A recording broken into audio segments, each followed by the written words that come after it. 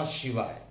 मैं हूं astrologer KM. Sinha और मैं अपने YouTube चैनल पर आप सभी का हार्दिक स्वागत करता हूं। एक इम्पॉर्टेंट टॉपिक यहां पर लेकर आप सभी लोगों के सामने आया हूं और वो है कोविड के कारण क्या माननीय नरेंद्र मोदी जी की प्रतिष्ठा में कुछ कमी होने वाली है। ये जो कोविड के मामले लगातार 3 लाख 3.5 लाख जो डेली आ रहे हैं, क्या इसका जो प्रभाव होगा वो मोदी जी के व्यक्तित्व पर पड़ने वाला है। आप ही सभी लोगों में से किसी ने ऐसे प्रश्न कमेंट बॉक्स में पूछे थे और एक बार क्योंकि जब इनका जन्म पिछले बार जब इनका जन्म तिथि था उस समय मैंने बताया था कि ये वो टाइम होगा मई से लेके जून तक का, 23 अप्रैल से लेके 26 जून तक का। ये एग्जैक्टली मुझे याद है टाइमिंग जो मैंने बताया था, 23 अप्रैल से लेके 26 जून तक इनकी चंद्रमा की दशा चल रही है और चंद्रमा की दशा बस खत्म होने वाली है। चंद्रमा के अंदर ये केतु चल रहा और फिर चंद्रमा के अंदर सूर्य चलेगा और इनका जन्म यानी माननीय मोदी जी का जो जन्म था वो 17 सितंबर 1950 मेहसाना गुजरात में और 11 बजे सुबह का इनका जन्म था। तो लगन में अगर आप देखिएगा तो चंद्रमा का नीच भंग राजयोग मंगल द्वारा बनाया हुआ है और इस समय वर्तमान में शुक्र चंद्रमा के अंदर शुक्र की अंतरदशा चल रही है। शुक्र इनकी कुंडली में लगन से 10वें स्थान पर है और नीच अभिलाषी है और चंद्रमा खुद नीच भंग राजयोग बनाया है। देखिए, जब कोई ग्रह नीच भंग होकर राजयोग बनाता है तो इसका मतलब है कि वो अपनी दशा अंतरदशा में जबरदस्त परिणाम देता है। लेकिन जब किसी खराब ग्रह की दशा आ जाती है, क्योंकि आपको पता है कि शुक्र जो होता है वो वृश्चिक लगन की कुंडली में अति मारक का काम करता है और इस समय जो दशा और प्रत्यंतर दशा चल रही है वो चंद्रमा के अंदर शुक्र के अंदर केतु की दशा चल रही है। शुक्र जहां एक तरफ पत्नी को रिप्रेजेंट करता है और चंद्रमा मां को रिप्रेजेंट करता है, तो यहां पर माता के स्वास्थ्य में अकस्मात गिरावट आना, ऐसा मैंने पुराने वीडियो में भी बताया था। माननीय मोदी जी की माता के स्वास्थ्य में कुछ गिरावट हो जाना, ऐसा मैं कुंडली में चेक कर पा रहा हूं। और जहां तक बात है कोविड के इस बढ़ते हुए समय में मोदी जी की प्रतिष्ठा पहले से कम हो रही है या ज्यादा हो रही है, चिंता का विषय तो अभी भी है क्योंकि दशा बहुत अच्छी नहीं चल रही है। और एग्जैक्टली कहा जाए तो 23 अप्रैल आज 22 अप्रैल 23 अप्रैल हो गया। 23 अप्रैल से लेके लगातार ये 26 जून तक का जो टाइम रहेगा मोदी जी के लिए थोड़ा कष्टप्रद होगा।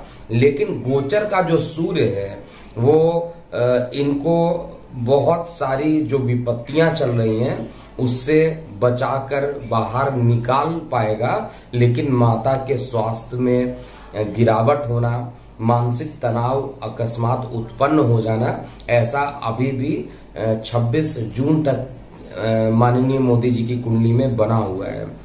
तो निश्चित रूप से अगर कहा जाए बंगाल चुनाव में मेरा किसी प्रकार का प्रेडिक्शन चेंज नहीं हो रहा है। इस पेंडेमिक में आप ऐसा मत सोचिएगा कि मोदी जी का जो समय है थोड़ा तनावपूर्ण हो रहा है, क्योंकि आप ही सभी श्रोतागण में से किसी का एक कमेंट था जिसको मैंने पढ़ा था तो उस पर वीडियो बनाना मुझे अच्छा लगा कि एक बार जरूर चेक किया जाए। और मुझे याद आया कि जब 17 सितंबर 2020 में जब प्रेडिक्शन 21 में जब 17 सितंबर 2020 में जब मैंने वर्ष कुंडली बनाई थी तो उनके जो मुंथा की जो पोजीशन जा रही थी उसके अकॉर्डिंग मई और जून ये टाइम काफी खतरनाक मुझे दिखाई दे रहा था। अगर आपको यकीन नहीं होगा तो आप चेक कर लीजिएगा पुराने वीडियो में। और 2021 का जो मैंने वर्षफल बताया था उसमें भी 10 बड़ी भविष्यवाणी में इस भविष्यवाणी को भी मैंने ऐड किया था। अब वो टाइम आ गया है जिसमें थोड़ी मानसिक तनाव का बढ़ जाना, शत्रुओं का मोदी जी के ऊपर थोड़ा हावी हो जाना ये सभी चीजें लगी रहेंगी, लेकिन इनकी कुंडली अभी भी इतनी प्रबल बनी हुई है, गोचर इनका प्रबल बना हुआ है, इनकी विषंत्री दशा बहुत अच्छी नहीं चल रही है, लेकिन इनका जो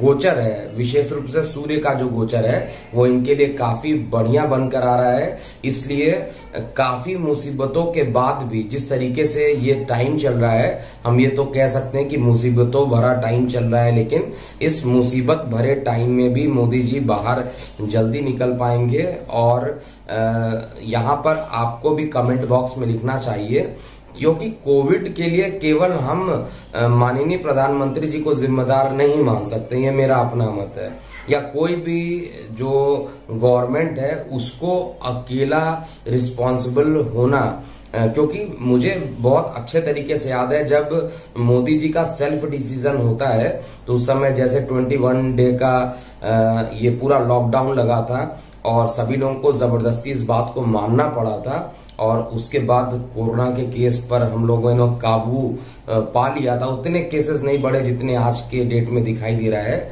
लेकिन अब मोदी जी ने भी कोविड के जो डिसीजन है वो राज्य सरकार पर छोड़ दिया है, और राज्य सरकार का जो डिसीजन है, कई राज्यों में जो खिचड़ी वाली सरकार बनी हुई है वो डिसीजन लेने में असमर्थ है, और कई राज्यों में लोग लॉकडाउन लगाने के पक्ष में नहीं है।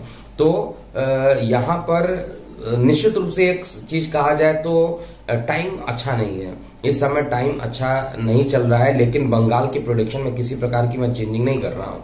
ऑलरेडी मैं सारा कैलकुलेट करके ही बंगाल प्रेडिक्शन के लिए बीजेपी के लिए 140 से 160 की भविष्यवाणी की थी, और उसी पर मैं अभी भी कायम हूं। 2 मई को आप सभी लोगों के सामने जरूर आऊंगा, जब पूरे रिजल्ट आ जाएंगे उसके पश्चात जरूर मैं मिलूंगा। जाते जाते आप अपनी प्रतिक्रियाएं भी कमेंट बॉक्स में लिखिएगा। 2 क्वेश्चन मैं आप लोगों से पूछता हूं, कमेंट बॉक्स में अगर आप लिखते हैं तो ज्यादा अच्छा रहेगा। पहला, कोविड के केस बढ़ने के कारण क्या वहां पर बीजेपी सरकार बना पाएगी या नहीं बना पाएगी? मेरा प्रेडिक्शन है बना पाएगी, आप अपने कमेंट लिख सकते हैं। और दूसरा जो क्वेश्चन है, क्या माननीय मोदी जी की प्रतिष्ठा, अंतर्राष्ट्रीय प्रतिष्ठा इस समय धूमिल हो रही है, छवि खराब हो रही है? इसके बारे में भी आपको प्रतिक्रियाएं देनी चाहिए। लेकिन एक चीज मैं जाते जाते यहाँ पर बता दूं कि इतनी निगेटिविटी के बाद भी हम सभी लोगों को एकजुट रहना चाहिए, और एकजुट रहकर ही कोविड के खिलाफ हम जीत सकते हैं। अगर हम यहाँ पर आपस में ही लड़ाई झगड़े करने बैठ गए, राजनीतिक जो लोग फायदा उठाने की कोशिश कर रहे हैं, ऐसा अगर कुछ निगेटिव करते हैं इस कठिन समय में भी, तो एक चिंता का विषय जरूर रहेगा। अभी के लिए इतना ही। मैं हूं एस्ट्रोलॉजर के एम सिन्हा। नमस्कार।